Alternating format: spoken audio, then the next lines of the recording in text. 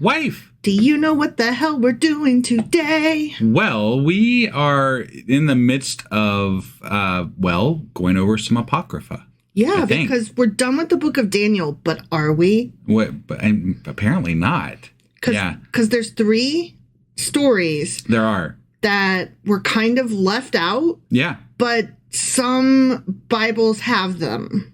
Right. Well, at least as an extra added, and some actually have them. Yeah, some. So it just kind of depends on what we're talking about. Some consider them canon, and some don't. Right.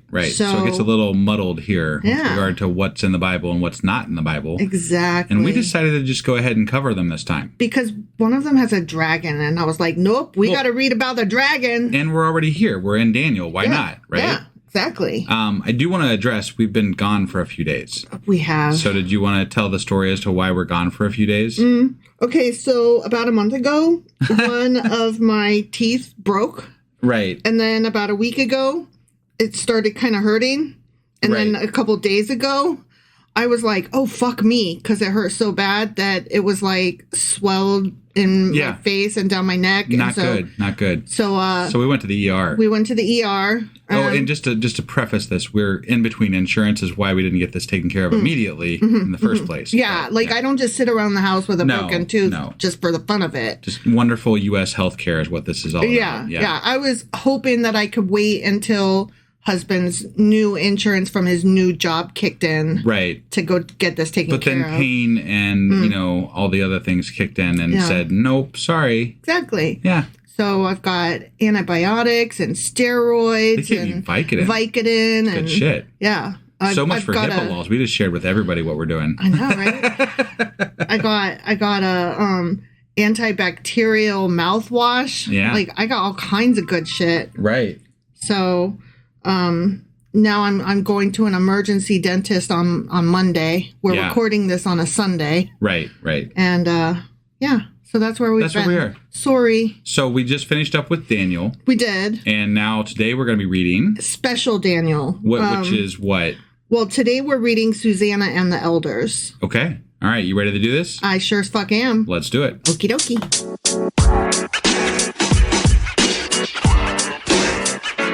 All right, so we are hopping into an apocryphal tale of Daniel called Susanna and the Elders. Okay. Before I get into that, let me just preface this with saying that there are 3 chapters not found in the Hebrew or Aramaic text of Daniel. Okay. The text of these chapters is found in the Septuagint, which is the Greek translation of the Bible. Right. And the 3 chapters are called Susanna and the Elders, which is the one we're reading today. And I'll tell you a little bit more about that in a second. Okay. The second one is the Prayer of Azariah and the Song of the 3 Holy Children. And that takes place when their kids are in the furnace. Got it. Okay. And then the last one is Bel and the Dragon. I'm excited about that one. Yeah. Is there any particular order as to how these fall into the whole thing? Okay. Yes, and that's why I read them in the order I did. Yeah. So Susanna and the Elders takes place before Daniel chapter 1, verse 1. Oh. It's a prologue in early Greek manuscripts. Okay. Yeah. And this episode, along with Bel and the Dragon, is one of the 2 earliest examples of a detective story. Really? But don't get excited. Oh. It ain't that good a mystery. Yeah. The narrative is included in the book of Daniel by the Catholic Church, the Oriental Orthodox churches, and the Eastern Orthodox churches, but it is placed in the Apocrypha by Protestants. Got it. Okay. Now, some Protestant Bibles do include them at the end in their appendix. Some include them as an appendix to the book of Psalms. Okay. For whatever reason. Got it. Okay. Yeah. The primary reason for the exclusion of Susanna and the Elders from Protestant canon is the Protestant Reformation. The Reformers rejected the Apocrypha as part of their canon, considering it as additions to the Hebrew scriptures that lacked the same authority. They were later additions. Okay. So they weren't originally in Hebrew, therefore they can't possibly be counted. Got it. Basically, anytime there was a Reformation, they went with whatever was what they considered the authoritative version at that time. Okay. Sometimes it was the Greek, sometimes it was the Latin. It just depends on the time period. Got it. But regardless, this wasn't in either. So they were like, fuck that all the way to Mars. Got it. And I believe the version that you found is out of the NRSV Bible, which is the New Revised Standard Edition. Is that correct? Yes. Okay. Yes. Just in case anybody's following along for right. the exact wordage and all that. So the Anabaptists, Lutherans, Anglicans, and Methodists regard it as non-canonical, but useful for purposes of edification. Okay. So they're like, this isn't part of the Bible, but we are not offended at its inclusion or in studying it as extracurricular material because it does teach lessons that do not counter anything in the Bible. Okay. So they don't find it offensive. Got it. The text is not included in the Jewish Tanakh and is not mentioned in early Jewish literature. Okay. Okay. There is no historical evidence to confirm the existence of Susanna as a real person. I know you'll be shocked to find that. Not really, no. The story is likely a fictional narrative designed to convey moral and theological messages. Of course. And the story is often interpreted as an allegory of innocence falsely accused and ultimately vindicated with divine intervention as a central theme. So I'm going to give that a little intro to each story like I've just done for Susanna. Okay. Yeah. So, but now we're going to get into Susanna. Got it. Okay. So I'm about to read it. I'm going to read I like Susanna. the lead. We are reading the story now. It is starting now. Now comes the story. Here goes some Susanna. And sometimes it's called, the full length of the story is called Susanna and the Elders, but often it's just shortened to Susanna. So that's what I've referred to it as in my notes because it's just easier. Sure. Yeah. Susanna, here we go. Starting now. Go. There was a man. Sometimes there is man. Sometimes they happen. There was a man. I like how the story starts. It's about Susanna, but no, let us talk about a man. Right. Okay. Yeah. Living in Babylon, whose name was Joachim. Okay. He married the daughter of Hilkiah named Susanna, a very beautiful woman and one who feared the Lord. Her parents were righteous and had trained their daughter according to the law of Moses. Joachim was very rich and had a fine garden adjoining his house. Is this not the Joachim? No, it's not a king. It's not a prince. It's just a guy. Okay. Why does it sound like that's the name of one of the kings, I thought. It was. Yeah. But this is But it's not. It's this is not the king. Just clarifying. This is just a guy. Okay. He was as it said, a rich guy. There was a guy. Yeah. There was a man. He's a rich guy, and he's got a fine garden and a beautiful wife. Gotta love those fine gardens, yeah. The Jews used to come to him because he was the most honored of them all. Okay? So I would imagine that means that they came to him for advice and probably for loans and shit like that. Yeah. Because they said he was rich and had a nice garden. Yeah. And then they said they came to him. Right. That year, 2 elders from the people were appointed as judges. Concerning them, the Lord had said, wickedness came forth from Babylon, from elders who were judges, who were supposed to govern the people. These men were frequently at Joachim's house, and all who had a case to be tried came to them there. Okay. So they worked together, sort of, maybe. And they held court at this dude's house. Right, because he's got a nice garden, of course. Yeah. Yeah. I hate these guys. They're so gross. I hate them. When the people left at noon, Susanna would go into her husband's garden to walk. Every day, the 2 elders used to see her going in and walking about, and they began to lust for her, as men do. Right. Right? You see where this is going. Sure. They suppressed their consciences and turned away their eyes from looking to heaven or remembering their duty to administer justice. They forgot to keep their dicks tight. Right. They forgot to zip their pants and keep their hands to themselves. They forgot not to be lusty. Right. They forgot not to be turned on by a beautiful woman. Yeah. They forgot. They couldn't remember that just because you see a pretty girl doesn't mean you have to rape her. Right. They forgot. It's okay. Yeah. It's hard to remember. Sometimes, I guess, according to the Bible. I'm just a dumb girl. What would I know? Yeah. Is that you're a dude? No. Does that seem to be true for you? No. You've never forgot? I've never forgot. Wow. Yeah. You must be like the strength of God or something. Apparently. Because only the strength of atheists. So right. Because these guys are supposed to be godly, but they forgot. Right. Right? Yeah. Both were overwhelmed with passion for her, but they did not tell each other of their distress, for they were ashamed, as well they should be, to disclose their disgusting, lustful desire to seduce her. Yeah. And where they say seduce, I read rape. You say seduce, I say rape. Seduce, rape, seduce, rape. Right. Okay? Yeah. Day after day, they watched eagerly to see her. Yeah, they did. One day, they said to each other, let us go home, for it is time for lunch. Bye. Uh-huh. So they both left and parted from each other. But Okay. turning back, they met again. And when each pressed the other for the reason, they confessed their lust. This beautiful bitch over here, I just can't take my eyes off them titties, though. I know, right? Look at that ass. That ass. I gotta hit that ass. Right. I would tap that. No, I would. Oh, what if we both did? Oh, that's the best. I love me a good circle jerk where we take turns raping a train on her. Jesus Christ. Then together they arranged for a time when they could find her alone. Oh, my God. Because here we go. Yeah. Once, while they were watching for an opportune day, she went in as before with only 2 maids and wished to bathe in the garden, for it was a hot day. Mm-hmm. No one was there except the 2 elders who had hidden themselves and were watching her. Oh, my God. Because they're disgusting, huge leches. They're Right. just gross. Yeah.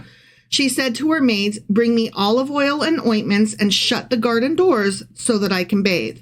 They did as she told them. They shut the doors of the garden and went out by the side doors to bring what they had been commanded. They did not see the elders because they were hiding.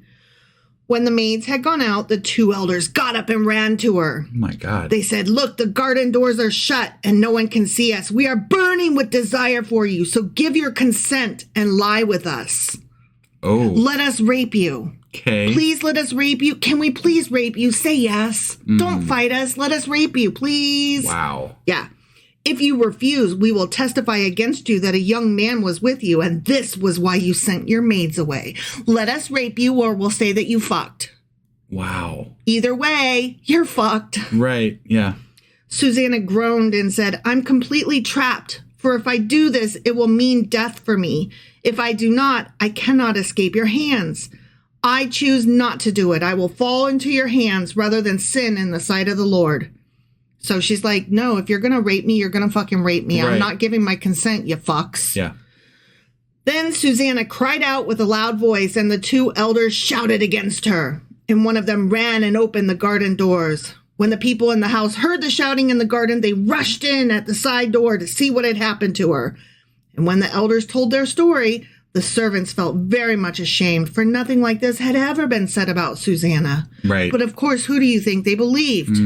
They believed the men. Right. Because penis rage. Yeah. I don't understand. We all know that men are disgusting and lecherous. We talk about it. It's a fucking joke throughout the Bible. But why would you believe it? Like the doors were locked. They were outside. They came running as soon as she screamed, and Right. the only people in there were the elders. Right.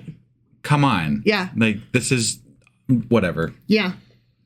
Yeah. Well, like I said, we've known throughout time that men are apparently disgusting and can't keep their hands to themselves. It's a joke that we talk about all the time, how gross men are. But no, by all means, let us believe them. This speaks way more to the misogyny of the time than it does to anything else. Like, the fact that the doors are locked, they're the only other 2 in there, and they're going to believe them over her. It speaks to how, I mean, look, we still have problems with this today. Yeah. Right? Well, but not only even more so back in those days. Not only that, I think it's even worse today sometimes, because we'll say, oh my God, they only raped you and you're going to ruin this young man's life over you being raped. Just why would you ruin this man's life? He's got a scholarship that he's going to lose because of you being raped, and calling them out on it. Like, oh, it's so gross. I hate it so much. Right. The next day, when the people gathered at the house of her husband, Joachim, the 2 elders came, full of their wicked plot to have Susanna put to death. In the presence of the people, they said, send for Susanna, daughter of Hilkiah, the wife of Joachim. So they sent for her, and she came with her parents, her children, and all her relatives. Now Susanna was a woman of great refinement and beautiful in appearance. As she was veiled, the scoundrels ordered her to be unveiled so that they might feast their eyes on her beauty. So that they could look at her one more time before they kill her. Right. Those who were with her and all who saw her were weeping. Then the 2 elders stood up before the people and laid their hands on her head. Through her tears, she looked up toward heaven, for her heart trusted the Lord. The elders said, "While we were walking in the garden alone, this woman came in with 2 maids, shut the garden doors, and dismissed the maids. Then a young man who was hiding there came to her and lay with her. We were in a corner of the garden, and when we saw this wickedness, we ran to them. Although we saw them embracing, we could not hold the man because he was stronger than we are, and he opened the door and got away. Wow. We did, however, seize this woman and asked who the young man was, but she would not tell us. These things we testify." Wow. Right? Like, you disgusting, nasty dudes.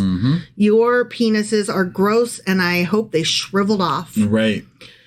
Because they were elders of the people and judges, the assembly believed them and, condemned her to death, as you do. Wow. Yeah.